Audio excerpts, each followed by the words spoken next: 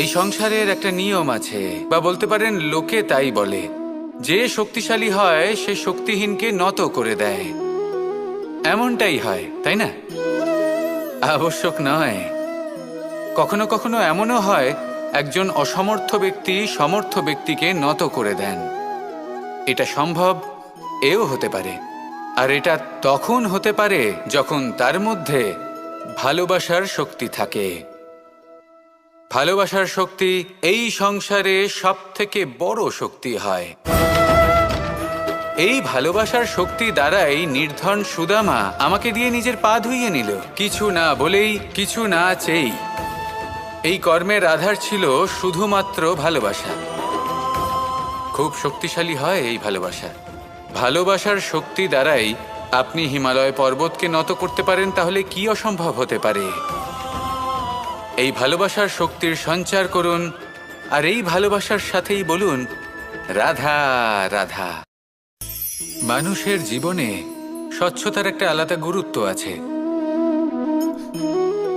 যদি আপনি নিজেকে স্বচ্ছ রাখেন তাহলে আপনার নিজেরও ভালো লাগবে, সামনের ব্যক্তিরও ভালো লাগবে, একটা অন্যরকম প্রভাব পড়বে। কিন্তু একজন শ্রেষ্ঠ ব্যক্তি কিভাবে হয়ে ওঠা সম্ভব? যার মধ্যে গুণ আছে, শিক্ষা আছে, শুভ চেতনা আছে, যিনি সৎকর্ম করেন। কিভাবে হব সেই ব্যক্তি যার মধ্যে জ্ঞান আছে? শুধুমাত্র স্বচ্ছ থাকলে তো তা হওয়া সম্ভব নয়। প্রথমে আপনাকে বুঝতে হবে যে মানুষের মধ্যে চারটি মূল তত্ত্ব আছে। প্রথম হলো তার শরীর, যার দ্বারা উনি যে কোনো কর্ম করে থাকেন। দ্বিতীয় তত্ত্ব হলো তার মন, যার দ্বারা কোনো কর্ম করার জন্য সে নিজেকে প্রেরণা দিতে থাকে। তৃতীয় তত্ত্ব হলো বুদ্ধি, যে কর্ম আমরা করতে চাই, যে লক্ষ্যে আমরা পৌঁছতে চাই, সেটা আমরা কিভাবে কোন পথে করব সেটা স্থির করা যায় বুদ্ধি দিয়ে। আর চতুর্থ তত্ত্ব হলো আত্মা। আত্মা হলো এমন এক তত্ত্ব যার কোনো সমাপ্তি নেই। আত্মা হলো অজয়। কিন্তু এরও শুদ্ধিকরণের প্রয়োজন হয়। এই চারটি তত্ত্বের শুদ্ধিকরণ করতে থাকুন, এদের নির্মল রাখুন, শুদ্ধ রাখুন। এবং এটা কিভাবে হবে? শুভ চেতনা দ্বারা, জ্ঞানের দ্বারা, এবং সব থেকে বেশি গুরুত্বপূর্ণ প্রেমের দ্বারা। আসুন আমার সাথে ভালোবেসে বলুন, রাধা রাধা।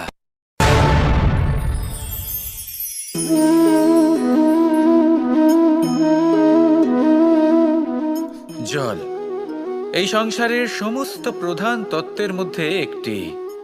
এই জল যে কোনো জ্বালা দূর করে, আগুনকে নিভিয়ে দেওয়ার ক্ষমতা রাখে, অবিরল অবিচল ভাবে প্রবাহিত হতে পারে, একে কেউ বাধা দিতে পারে না। এর পথে বাধা সৃষ্টি করলে নিজের পথ নিজেই খুঁজে নেবে, বা সে নিজেই নিজের পথ বানিয়ে নেবে, কিন্তু কখনো থামবে না। এই জল হলো মহান, আর এর একটা মহান গুণ আছে, এর নিজস্ব কোনো রং নেই। কিন্তু যখন মেঘ থেকে বৃষ্টিরূপে পৃথিবীতে ঝরে পড়ে, তখন সমস্ত সংসারকে রঙিন করে তোলে। যেখানে খরা হয়েছে সেখানে শ্যামল করে তোলে। যে স্থান শ্যামল সেখানে ভিন্ন ভিন্ন প্রকারের পুষ্প ফুটিয়ে তোলে। এই জল, এই জলের মতন আমাদের হতে হবে। ওর যেমন কোনো রং নেই, আমাদেরও যেন কোনো অহংকার না থাকে।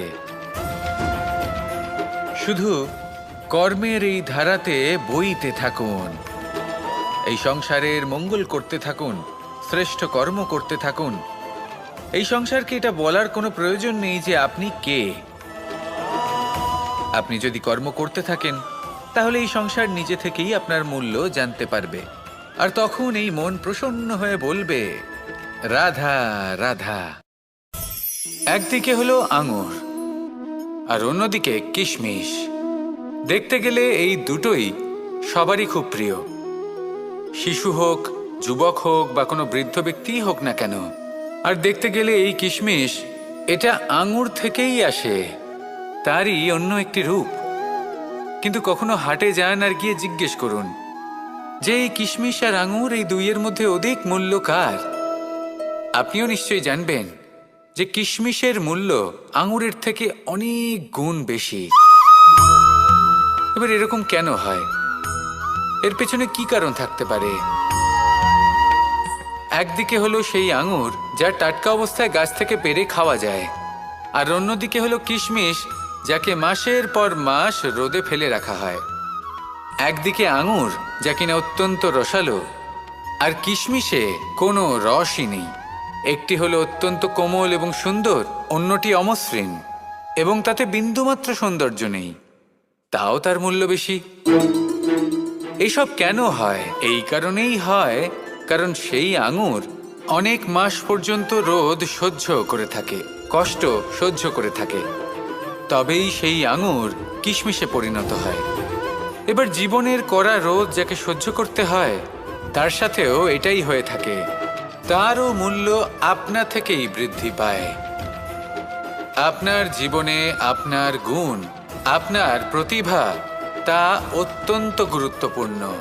কিন্তু যখন আপনি অভিজ্ঞতা লাভ করেন, তখনই সেই অভিজ্ঞতা আপনার গুণ এবং প্রতিভাকে আরও অনেক বেশি শ্রেষ্ঠ করে তোলে। তাই জীবনের কঠোর রোদের মধ্যেও দাঁড়িয়ে থাকাটা শিখে নিন, সাহসের সাথে কঠিন পরিস্থিতির সম্মুখীন হওয়াটা শিখে নিন।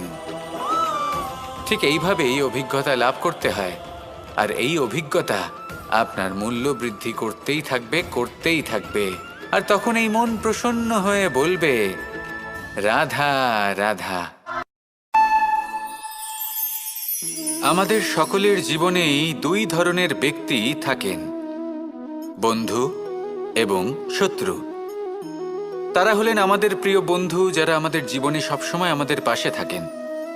কখনো কখনো আমরা তাদের জন্য কিছুই করি না, তাও তারা আমাদের আনন্দ প্রদান করেন, ভালোবাসা প্রদান করেন।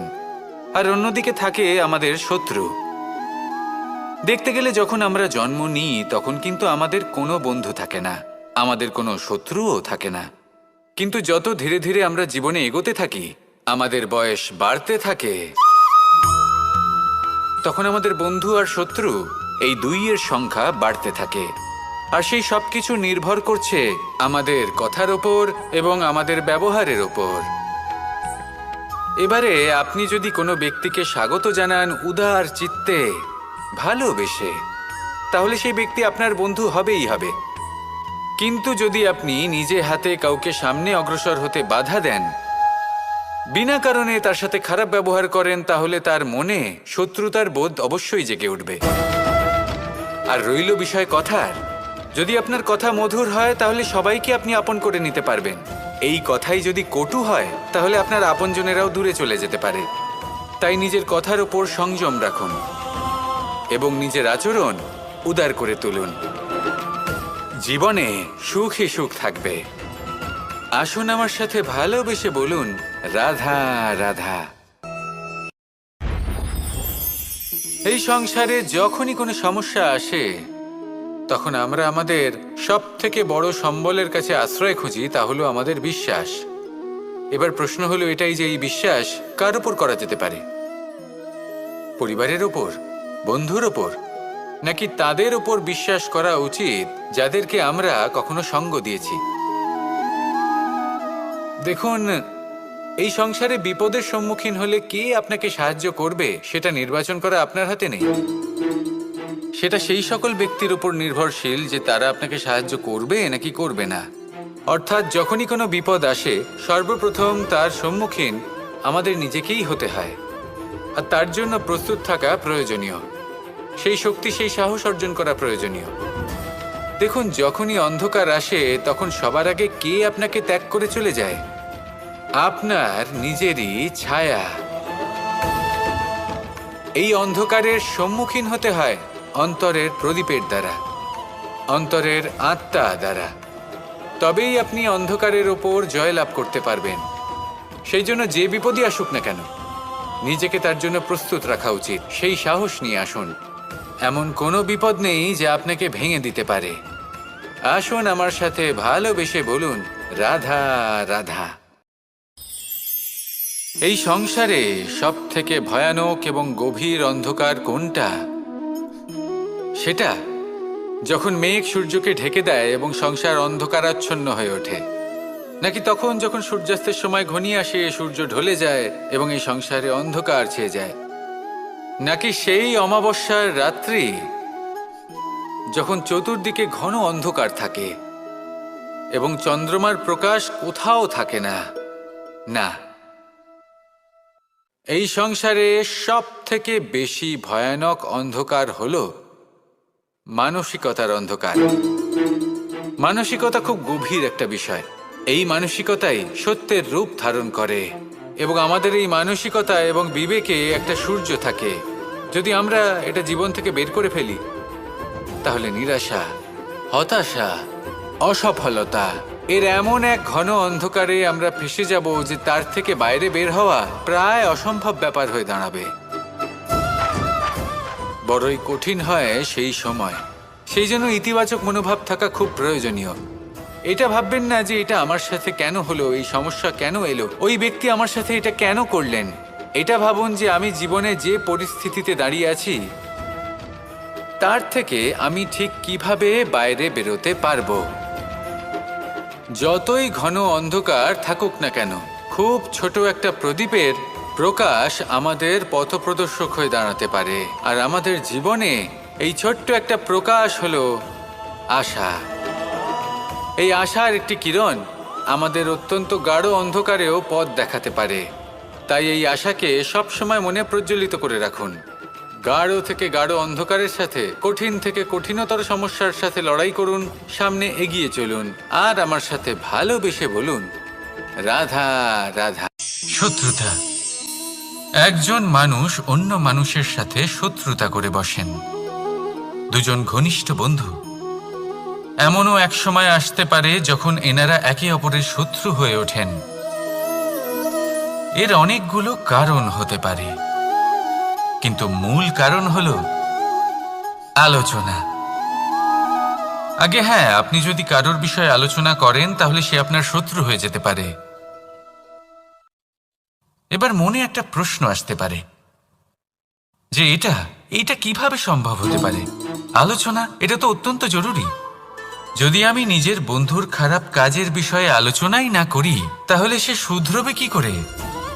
এ কথা সত্যি যে আলোচনা আবশ্যক, কিন্তু তার থেকেও বেশি গুরুত্বপূর্ণ এবং আবশ্যক হলো আপনার এই সিদ্ধান্ত। সিদ্ধান্ত এটাই যে আপনার এই আলোচনা কোন স্থানে করবেন।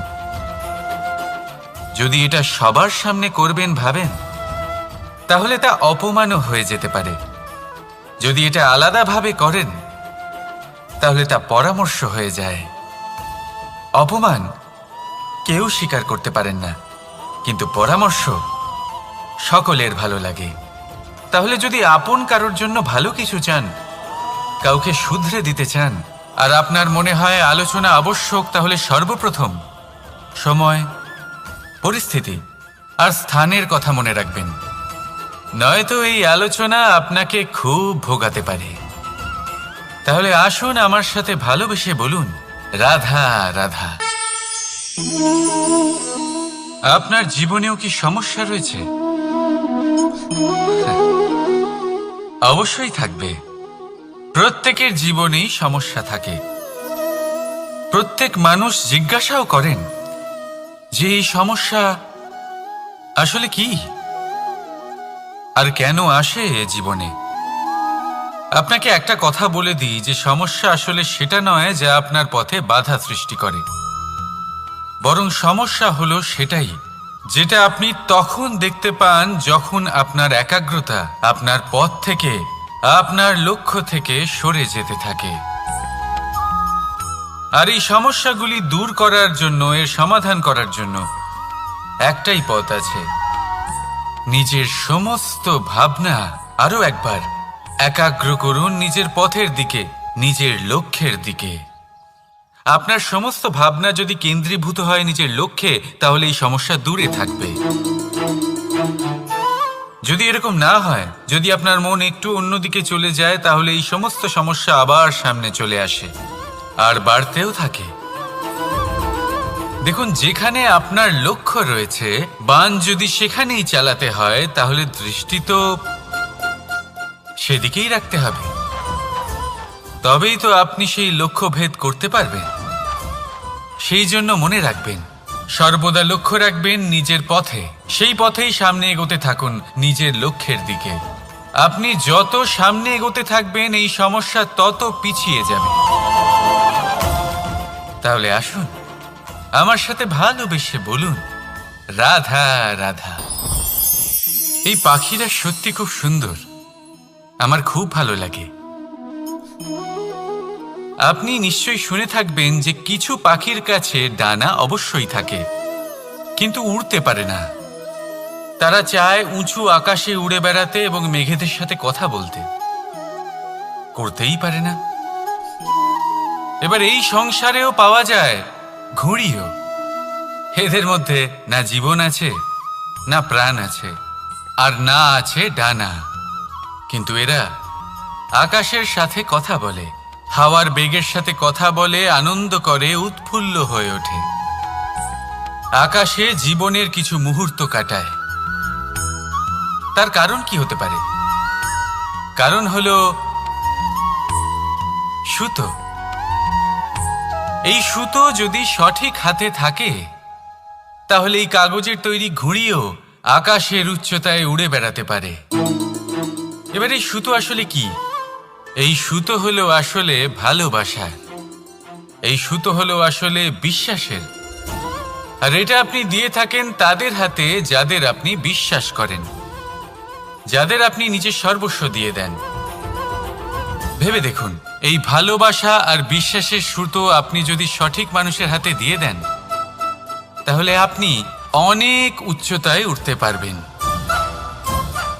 আকাশের উচ্চতায় উড়ে বেড়াতে পারবেন, মেঘের সাথে কথা বলতে পারবেন, পাখিদের মতো উড়তে পারবেন, যা ইচ্ছে তাই করতে পারবেন। শুধু এই মানুষ সঠিক হতে হবে, এমন একজন মানুষ যার মনে আপনার জন্য ভালোবাসা রয়েছে, এমন এক মানুষ যার মনে কোনো স্বার্থ নেই, যিনি পরোপকারী, এমন একজন ব্যক্তি যিনি আপনার অস্তিত্বকে বাইরে নিয়ে আসতে পারবেন, তাকে উজ্জ্বল করে তুলবেন। তাহলে ভালোবাসুন, আনন্দ করতে থাকুন, আর এই আনন্দ সহকারে বলুন, রাধা রাধা। আমরা সকলে এমন ব্যক্তির সাথে থাকতে চাই যারা খুব মিষ্টি কথা বলেন, যাদের ব্যবহার আমাদের ভালো লাগে, যারা দেখতে সুন্দর হন, যাদের আমরা পছন্দ করি। আর সবসময় এমন ব্যক্তির থেকে দূরে থাকতে চেষ্টা করি যাদেরকে আমরা পছন্দ করি না, যাদের কথা আমাদের খারাপ লাগে, যাদের কথা একটু কঠোর হয়। আমরা সবসময় চেষ্টা করি এদের থেকে দূরে থাকার, ঠিক কিনা?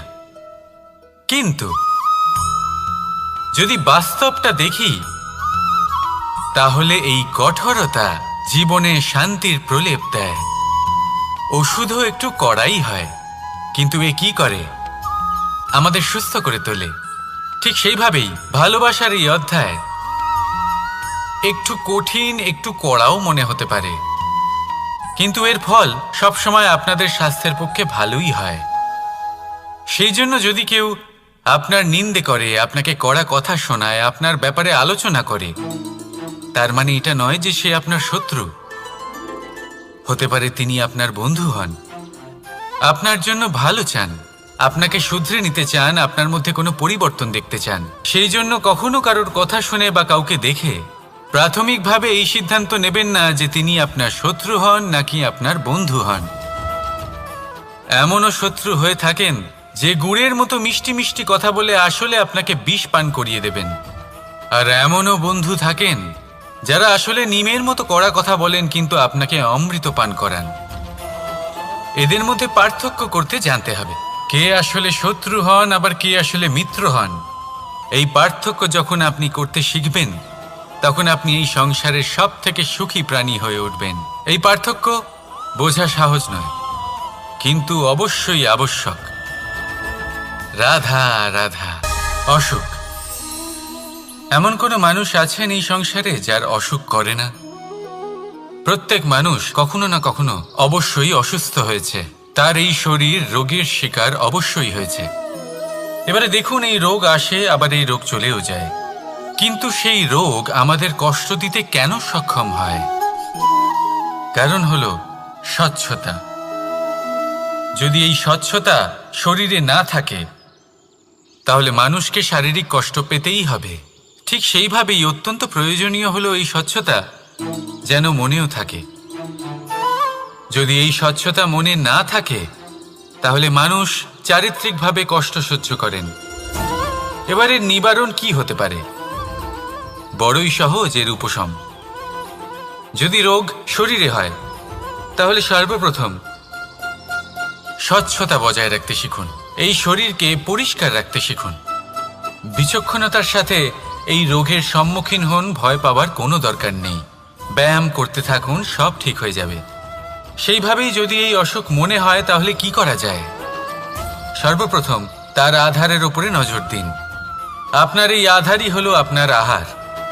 যা আপনি আহার করবেন সেরকমই মানুষ হয়ে উঠবেন। সেইভাবেই আপনি যেরকম ভাবেন সেরকমই মানুষ হয়ে উঠবেন। সেই জন্য নিজের ভাবনাকে শুভ করুন, নিজের দৃষ্টিভঙ্গিকে শুভ করে তুলুন। সব কিছু সঠিক হবে। আপনার আমার সবার মধ্যেই এক রাক্ষস বাস করে। তার সম্মুখীন হন, তাকে পরাস্ত করুন। তাহলে এই রোগ সে শরীরেই হোক বা মনের মধ্যে, যদি সঠিক সময় তাকে আটকানো না যায় তাহলে যে কোনো সময় তা মহামারীর রূপ ধারণ করবে। সেই জন্য সাবধানে থাকুন, সুস্থ থাকুন। তাহলে আসুন আমার সাথে ভালোবেসে বলুন, রাধা রাধা।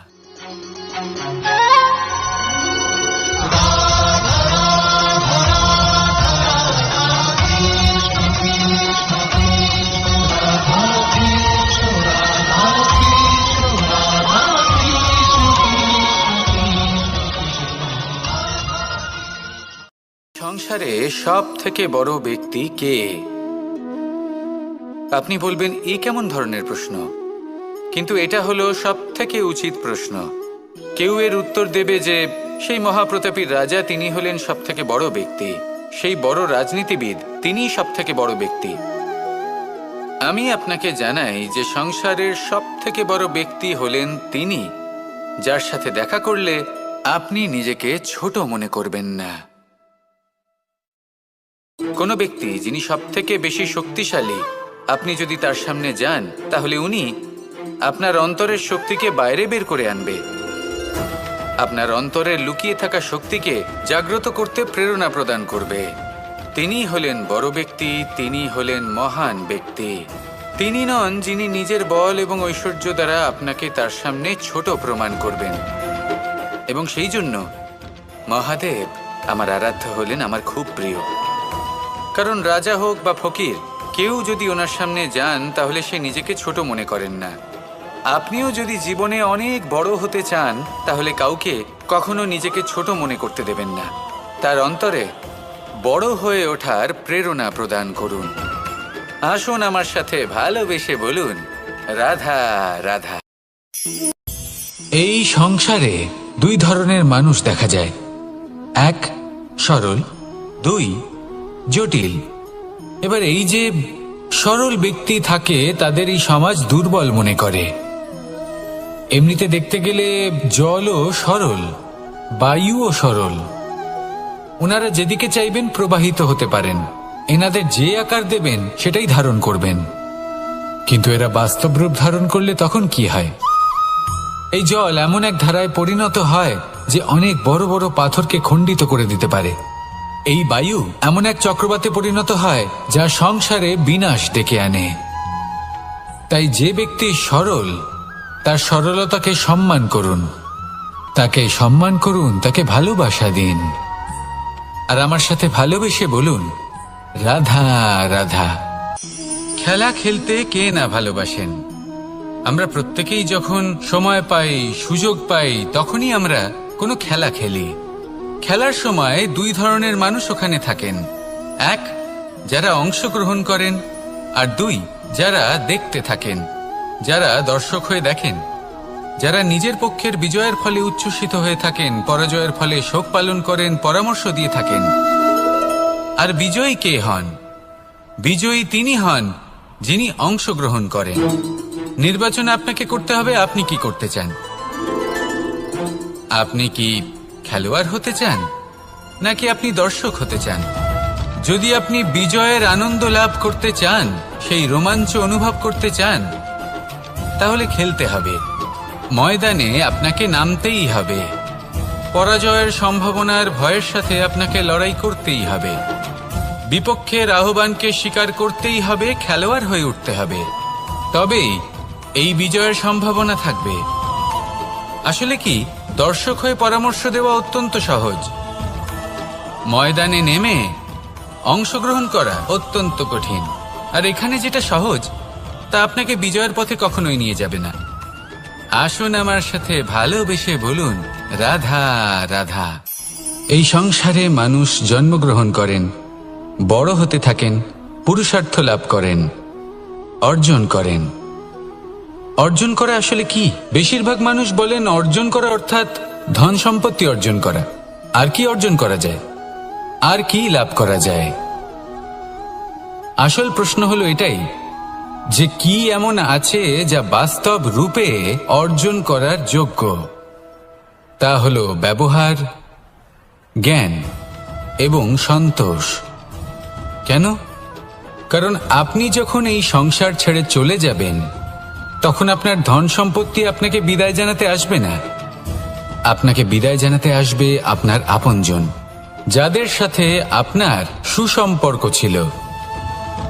সমগ্র সংসারে সহস্র মানুষ ধন অর্জন করে থাকেন। শ্রেষ্ঠ মানুষ হলেন তিনি যিনি ব্যবহার, জ্ঞান এবং সন্তোষ অর্জন করে থাকেন, একে সকলের মধ্যে বিতরণ করেন।